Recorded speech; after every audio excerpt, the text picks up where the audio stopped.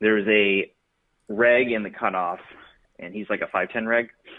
He opens to 75. Okay, so cutoff opens to 75.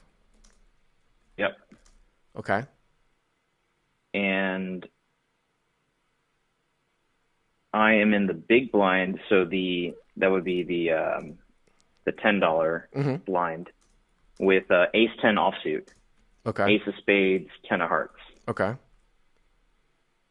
And so you had recommended, I think, three betting this hand Well, I had said in the when we email. chatted. Well, I think I said in the email if there's a blind behind. So cutoff opens. I'm assuming button folds, small blind folds. You are not closing the action. I mean, obviously, if you're closing the action, if you're in the natural big blind or if you were in the straddle, I mean, it's probably a pretty easy call. When you get into these three blind configurations, small blind is almost always going to be played as a three better fold. Middle blind, you know, Yeah, middle blind's weird. yeah, it's kind of. I mean, sometimes too, it will depend on how loose. I think, like for example, James, if I had like a guy like Coins from TCH Live, like in the straddle, I would probably three bet this hand, right? You'd want to drive him out of the Yeah, hand because he's going to come in. because he's going to call with any two. So it can be a little bit dependent on who I think the straddle is, but yeah, I mean, Yeah, then you're going to play out of position against two guys instead right. of You one. can't. You You'd can't much realize. rather- Right. You can't realize with the ace high. So, but you call, right? Yeah. Yeah, I go ahead and call, and Yeah. the straddle folds. Okay. So So that's I'm good. heads up with against the reg. Okay. So the pot's like 160 or something like that. 165. Yeah. Well, my notes actually say. Oh, sorry. The straddle does call. Okay. Sorry, the flop is 230. Oh, okay. So straddle does call. Okay. So Yeah. 230. Okay. Okay, so the flop is ace of diamonds, three of clubs, two of diamonds. Okay. Ace of diamonds, three of clubs, two of diamonds. You have ace 10 offsuit with the ace of spades out of position against two people. Okay. Yeah, I check, the straddle checks, and the cutoff reg bets 100. Okay. So C bets to 100. I'm assuming you call. Right? Yeah, I go ahead and call, and the straddle folds. Okay. So heads up to the turn now. 430. Yeah. Okay. It is a offsuit four.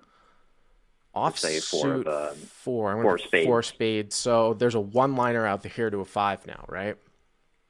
Correct.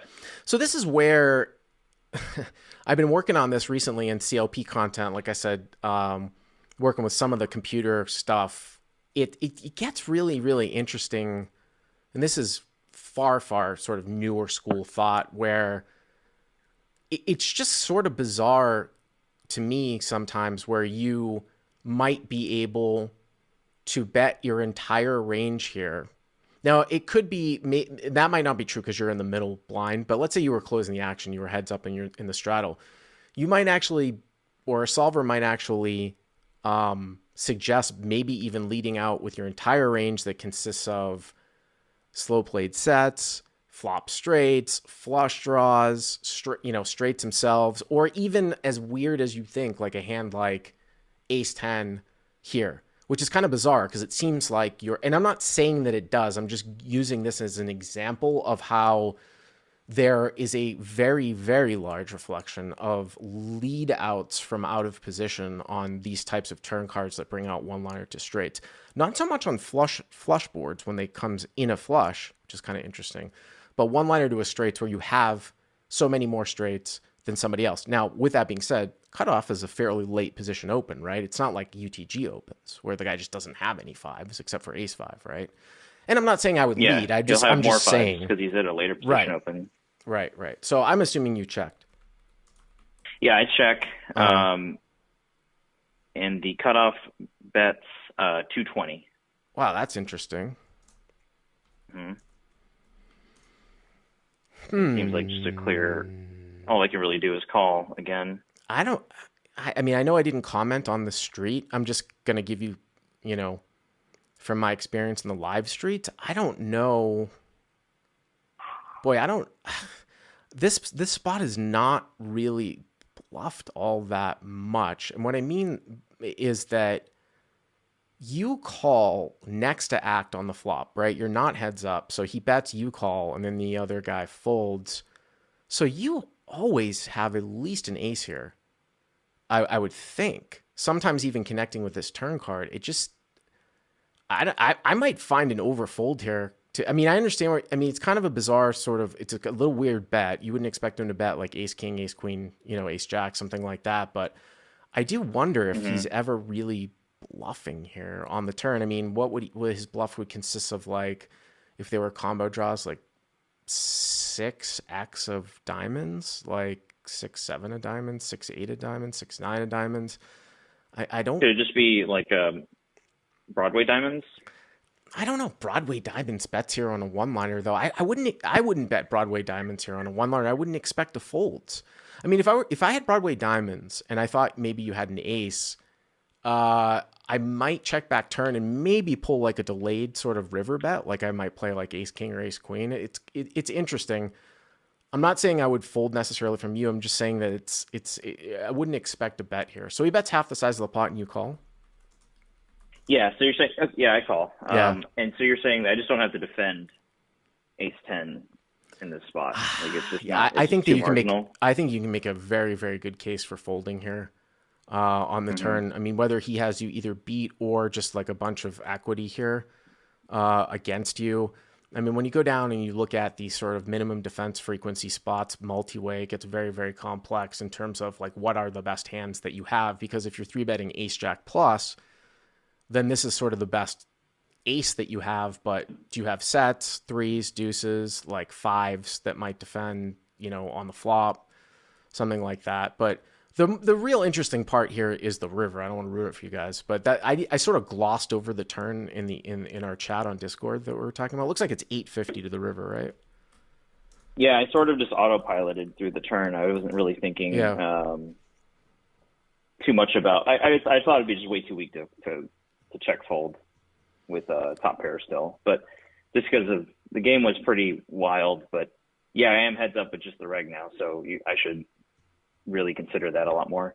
So the river, so I called, the pot is now 850, and the river was an offsuit 5x. Okay, so now there's a straight out there. So it's ace 3. Board's a wheel. Right. So it's ace 3, deuce 4, 5. Everyone's going to play a straight. Someone with a 6 would have a higher straight. Of course, 6-7 is the nuts. So this is one of these spots where, and I don't know the answer, but I'm going to describe the theory based upon sort of chop my history with like split pot games. A lot of times, whoever bets first here, this can sometimes be an advantage from being out of position. If you bet at least the pot from out of position and your opponent is only calling to chop, okay, he has to lay a price to call. We think about in Hold'em where if I bet 850 into 850, my opponent's getting 2-1, right? The pot's 1700, it's 850 for him to call. He's getting 2-1. He only needs to be good 33% of the time. If you bet 850 here, he's calling 850 to win 425. He's laying 1-2. Instead of 2-1, he's laying 1-2, and it has to be a chop 66% or more. If you start doing overbets, like if you bet 1200, now he needs to be right like 70 or 75% of the time. From this particular configuration, because it's somewhat late, it is interesting to think about who has more sixes in their situation. Like if this guy was under the gun and you had played this hand like this, I think you just bet all day. Here, I think you might have to take a step back and be like, well, do you have as many sixes as the cutoff here? Calling from the middle? Pre-flop? No, I don't think I do. I think I have a lot of aces. Well, I think if you don't have as many sixes as the cutoff, then you're probably not allowed to, or it's not going to be a sound bet to bet him off of a chop. Now, you could, hopefully a lot of live players get lazy in this spot and you check and they just check it back and you basically win. So I'm hoping if you check it, you check it back and it chops, but you check, right? Yeah, I check and he thinks for a while. quite a while, and then he puts out an orange chip and 3 blacks, which is 1.3K. So he bets 1,300. Yeah, he overbets the river. So tell me your pot odds. Let's see, 1,300, 850. Computer, see the calculator.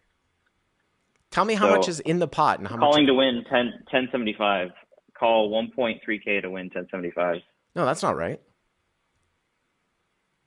If you the pot is 21. Yeah, but you don't add the pot though. You don't add the pot in a chop scenario, right? Because he's betting 1,300, but if you call and chop, that's not part of the pot. He just gets his money back, right? You see what I'm saying? You're calling 1,300 to win to chop 425. You are calling 1,300. Right. All you're doing is winning 425. Yeah. Right. 425 in the middle. So you're laying a 1 to 3 price. You have to be right more than 75% of the time. 75% of the time, to have it chop. I can't make this call here. You're going to be forced to fold. Good enough player to use that type of sizing too. I think, one of these situations is like, what if he had bet less? What if he had bet like, say, 500, and now you're calling basically 500 to win 425. Now you got to be right about, a little over 50% of the time. But this sort of, I think you've played a little bit in split pot games too, James. I know you have, right? Because you've talked with me about. I did. This was back in January. I played a lot more Big O after. Right. So as just as an aside, sort of what this hand can basically demonstrate. In a split pot game, there are situations where I've seen people put their entire basically stack in on the flop when there already is a chop pot, meaning that there's already a low out there, and they have no possibility for low. So if you can picture a situation where you have $2,000 and the pot is 100, okay, on the flop, and let's say you've got pocket aces like in Big O and you flop top set and it comes out like ace 5-8 with a 2 suit, right?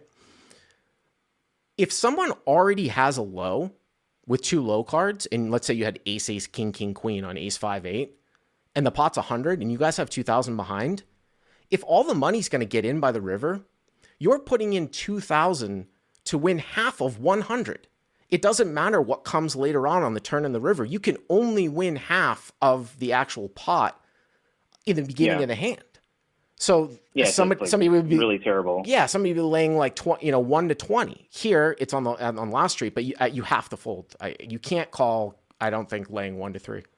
What ended up happening? Yeah, and I think I learned my lesson. The lesson that you're trying to get across to me here. I leveled myself pretty hard, and I was like, well, he's trying to bluff me off of a chop. Like he has an ace, he's bluffed me off an ace as well. So I called. I was probably just tilted also from not playing well this session at all prior to this hand as well. And he rolled over 7-6 of diamonds. Wow, he had the super nuts, huh? He had the super nuts, yeah. Wow, that's actually an interesting one because, like, let's say you had bet to try to get him off a chop, he was actually going to jam on you, which is kind of funny because you get the super nuts. Yeah. It would have been miserable. But leading out. I mean, I don't think you can fold it if you had a 6. You can't bet and then fold. But I think this is an interesting hand though. Too. But he was barreling with a right. Well, that was a monster. I mean, I said 6x of diamonds, but this is interesting though too because I think you are allowed to bet if the raise came from earlier position in the hand. Like the threshold here would be probably somewhere in mid to like the hijack where you start to think, do I have more of this card as a straight to come out and bet than this other guy? And the reason being is that you're basically burning off money or putting that money at risk if he has more, basically than you do. Yeah. And obviously if he's opening like 30% of your hands. And I do think that like your call in the middle is not super loose. Like you don't have a shit ton of hands there calling from the middle. So I appreciate the call. If you led turn, would you have, I mean, he's obviously going to call turn. What would you have done on the river? I mean, if you lead turn and he calls, he probably still has the majority of all the sixes that he is playing, I would assume. Mm-hmm. If you put all the sixes into his range pre, and then of those sixes that he c-bets, and then when you lead turn, he's going to have them all. So I still think that he has more sixes than you do. So I don't think that you get to bet. You know what I mean? On the river. Okay. So anyways, thanks for the call. Appreciate it. Yeah. Thanks, Bart. All right. Bye. If you like what you've seen here, please hit the subscribe button. And if you enjoyed this call-in hand, hit the like button down below. To check out crushlivepoker.com, click on the link in the description. Use the code YTA300 to get the first 30 days for free.